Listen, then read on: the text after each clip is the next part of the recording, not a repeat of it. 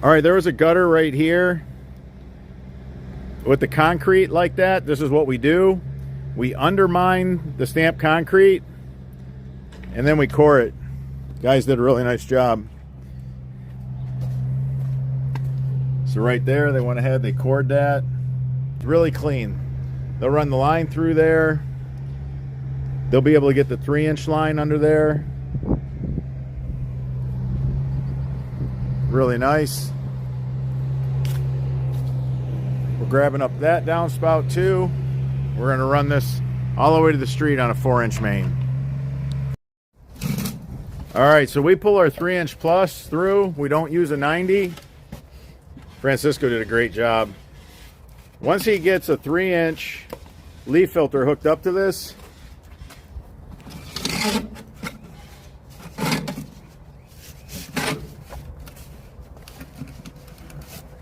you can see how Francisco just slid that dual wall culvert pipe over the 3-inch plus so that it's going to have a sexy look. It's going to match all the others on the house. But really, we're going to use our 3-inch leaf filter adapter. Don't need a 90 if you're using our 3-inch plus. Francisco pulled that right through, got it up through that 4-inch. You know, we did a 4.5-inch core is what we did right there through the concrete. Pro tips. Pro tips.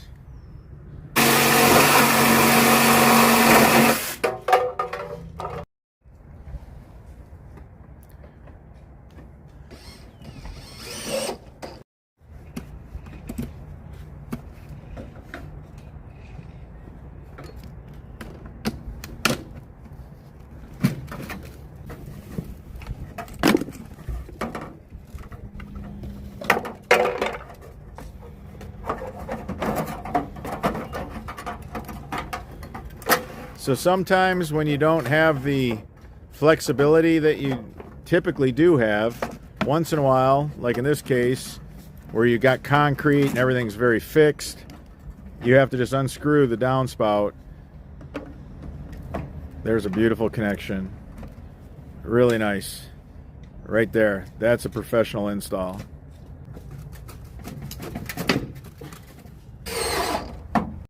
And I'm supposed to do the whole 3-inch, but I do 4-inch to put the wall down. Yeah, I think that's 4.5 inches because the outside diameter of that pipe's 4.5 inches, so it's got to be 4.5 inches you did. Yeah. That's beautiful. Because if I put this one from here only, it's gonna move. Ah. And like this, no move. Got it. Got it. So there's another tip, guys. 4.5-inch core bit.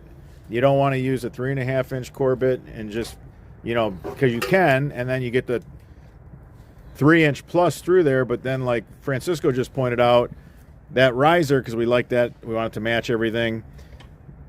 If that's just sitting on the concrete, now it moves around. So he wants that to slide down in there. We're going to caulk that with self-leveling concrete, tighten that up really nice.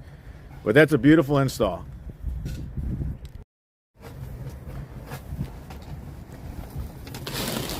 You can see that the hole was over dug. All this stone is pouring underneath the catch basin. There's some fabric.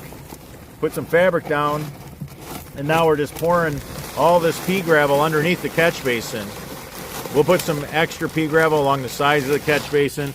That way when there's water left in this catch basin after a rain, all those little holes that we have in the bottom, we got 6 little small holes that the guys drilled out.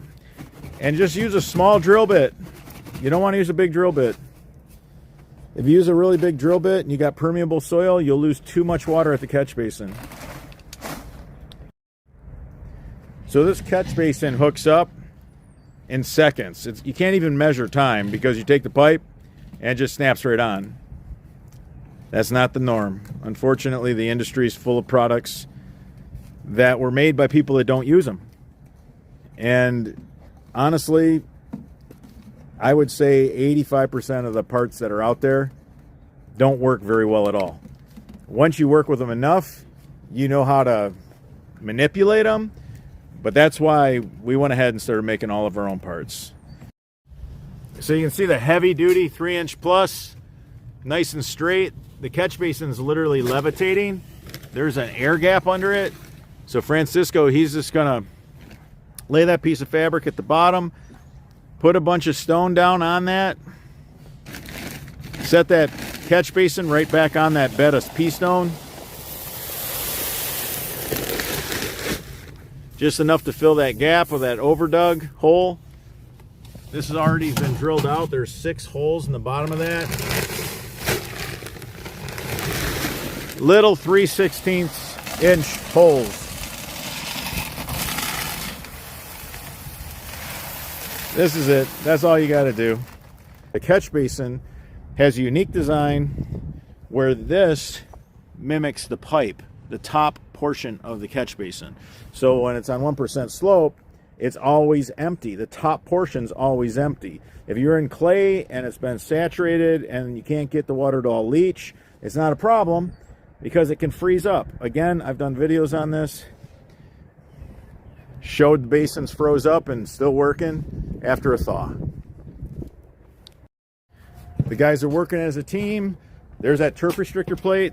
So if the grass grows on that, and it will, the grass will try to grow over this. We're going to put the sod right back. We cut the sod off with a sod cutter, and we cut it nice and thick so it's easy to work with and handle. The guys are going to put that sod right back. But when the grass over time tries to grow over that top to that catch basin, this turf restrictor plate allows the grass to grow on it, and then you can still pop this and get inside. So I stopped using pop-ups for probably, I don't know, it was a really long time, man. Like 15 years. 15 years of my career, I stopped using pop-ups because the grass would grow over them in a minute. And then when a system can't discharge, I don't care how much money you spent on that system, I don't care how much time you spent putting in that system, doesn't matter how good the components are, when the grass grows over the discharge, it fails. Finally, we said, you know what, let's just invest. Let's make a tool that we can mold this turf restrictor plate as a pop-up emitter, and that's what we did. So this here, there's nothing like it on the market. We have the only pop-up emitter that grass can grow on, and it won't disrupt your discharge. Like, life can happen, you can get busy, not cut the grass out around this, and the grass can grow.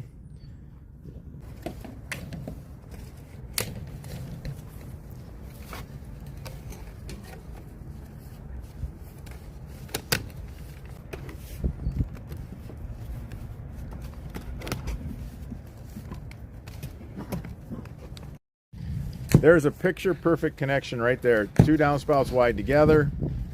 Did a really nice job. Everything's sealed up. Where the pipe connects to the coupler and where the coupler connects to the 4-inch Y. And that's a good seal. That's watertight. Now, roots can't get in there, and you're not going to leak at the fitting. Guys did beautiful work. Got a leaf filter here.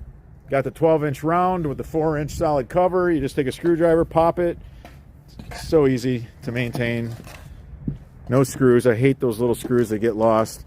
The guys are walking us down really good, and the reason why they're taking so much time and everybody's working on this, participating, and trying to get all this packed in. You don't want to come to, back to a job because the homeowner called and said that the trench settled. If you don't walk this in really good with the heel of your boot, that's exactly what's going to happen. You're going to haul the dirt away that you have that's extra because there is going to be haul off. You put a 4-inch line, a 4-inch main in, and you're going to have dirt haul off. That's just the way that is. That's what that looks like. But you don't want them to call you after, say, 6 weeks goes by, they've been watering, there's been some rain, and everything settles. Because that's exactly what will happen if you don't take the time to pack this in. So you see all the guys here. We got 5 guys here using the heel of their boot. They're packing this in really nice because they know that's not how we want to spend our time. We want the next job that we go to not be a warranty job. We want the next job that we go to be a job that pays. Be prepared to have extra dirt. The guys have been scooping up the dirt. They had to take out about 1.5 yards of dirt.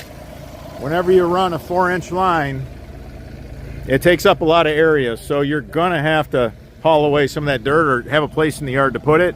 And be careful when you repurpose dirt in your yard so you don't create another water problem. It's very common, that's why I mention it. once you picked up all that extra dirt, whether you're wheelbarrowing it and repurposing it on the property or you're hauling it away, now you want to take your leaf blower and you want to blow off sidewalks, driveways, turf mats. You want to blow off even grass. You want to blow all those dirt clods right on top of the dirt before you put the sod down. Work smarter, not harder. DIYers, do it systematically the way you see the guys doing it. Save yourself hours of cleanup time and labor. There was a lot of moisture in the dirt today. We blew all the dirt clods on top of the trench here. We're just going to set the turf grass back on top of that. We can wash this off with a garden hose once we're completely done. We don't want to make our work site muddy right now. Now when you take sod off with a sod cutter, it stretches. So when Cal's done putting all this turf grass back over top of this system, there's going to be extra pieces of turf grass. I just want DIYers to know that is normal. Expect it. So if you end up with a piece of turf grass that gets mangled and messed up, no big deal. You're going to have extra. Today the turf was really muddy, but this came out pretty nice. Cal's doing a really nice job. Now we will take that little bit of dirt and just blow it and get it lost in the grass. That's not a lot. There's just a little bit that fell off the back of all the sod. But you can see how easy this goes together if you rent a sod cutter. We own a sod cutter. We own several, so if one is down and then for repair or maintenance, we still have one. We can't be without a sod cutter, but we always take the sod cutter and we make sure that we're on the deepest notch. You can see that when the guys are done cutting it with the sod cutter, they then take a shovel and they cut these pieces in manageable sizes. You can see that, you know, they're probably about 18 inches. It definitely goes together like a puzzle when you do this.